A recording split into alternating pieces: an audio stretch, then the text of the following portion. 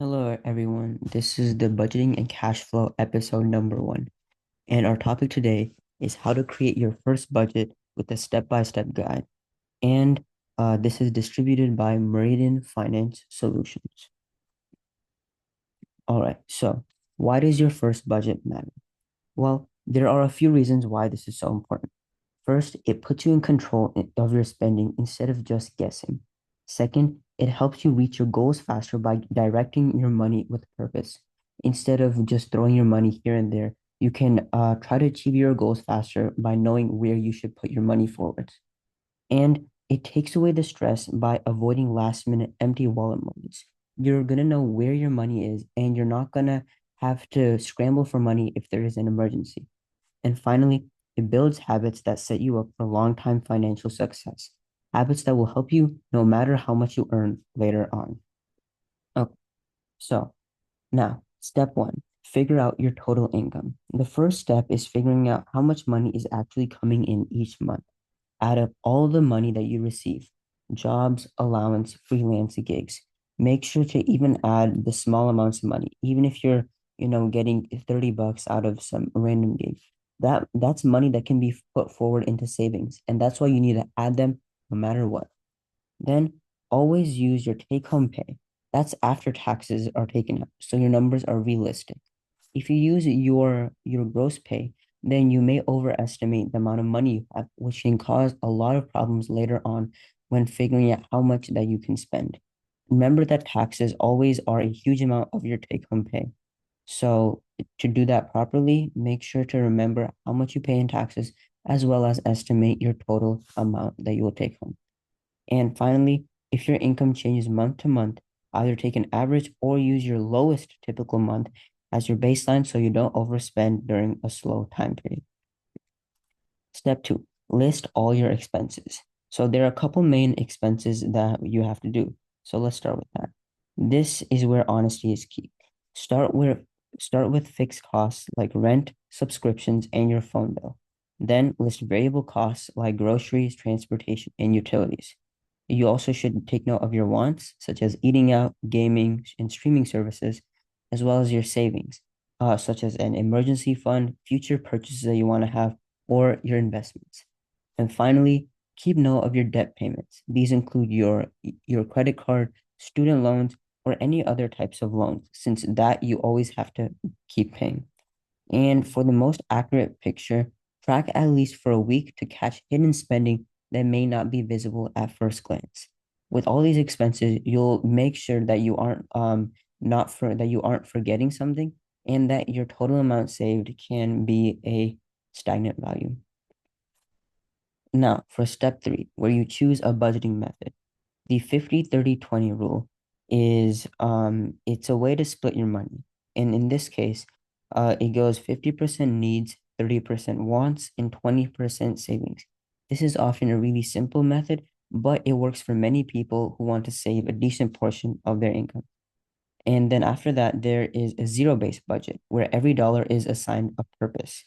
And that means that nothing will be left unplanned, and you can always make sure that you know where all your money is going towards. You can also use an envelope or digital category where you divide cash or use apps for each spending category. But no matter which budgeting method you choose, make sure that you choose the one you'll actually stick to, not just the perfect one on paper. And by doing this, you'll make sure that you aren't going to lose track of your method and that you'll continue to work on this track. Now, step four, track your spending. There are three main parts of this. And it starts with that your budget will only work if you track your spending. And the first part of this entire thing is to use whatever system you'll actually maintain, an app, a spreadsheet, or even a simple notebook. Then review your spending at least once a week to see where you're over or under. And after that, make sure to have small check-ins to prevent big surprises later. And with these three steps to track your spending, you'll make sure that you aren't, getting rid of some purchases or some amount of money that you have, and you'll be able to accurately save as well as prepare for the future.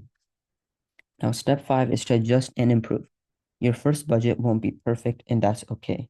If you overspend in one area, rebalance from another category. Look for ways to lower costs, such as switching to a cheaper subscription or cutting off something that you don't necessarily need.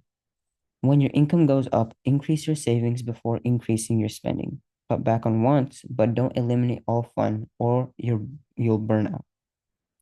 Remember to also plan for irregular expenses such as holidays and travel.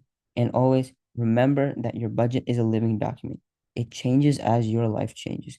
You can't make your budget stagnant, but it should really depend on where you are in that period of your life. And now here is an example breakdown with just a supplementary picture of what somebody else's breakdown could be. So for this example, we have someone bringing in 800 per month through a part-time job and an allowance. Their needs are $400. That could be groceries, rent, or something else. Their wants are $240. This could be clothes, this could be eating out, or just something that they don't necessarily need. And finally, they're saving $160. This is based on the 50-30-20 rule. And based on these savings, they can make almost $2,000 a year, which can easily compound over time. Now, here are some common mistakes to avoid. So there are a few traps to watch out for. The first one being forgetting to budget for small but frequent purchases. So these purchases like coffee or snacks may seem small at first, but they can easily add up. If you spend like $6 a day on coffee, that might not seem a lot, but over a year, that's $2,000. This doesn't mean that you shouldn't be getting all those purchases, but just that you should note them down. Second is being too strict leads to quitting your budget entirely. What this means is that if you're too strict, you may just want to not, continue in this process and you'll just quit the budget. It's okay to try your best, but you don't always need to be perfect when starting out. And beyond that, it's not adjusting for life changes. Your budget cannot be stagnant and it must change with how your life changes over time. And finally, the last one is ignoring savings until extra money comes along. It never does unless you make it a priority. Now, for your challenge, you'll have to build your first budget. Here's your action step. Write down your monthly income and expenses today, pick a budgeting method and apply it to the next month. Track your results for 4 weeks, then make one improvement based on what you learned. By next month, you won't just have a budget, you'll have a better understanding of your own money habits. Now, just as a closing, remember that budgeting isn't always about restriction, it's about direction. Start small, be consistent, and your budget will become one of the most powerful tools you have for reaching your goals. Tune in for the next video.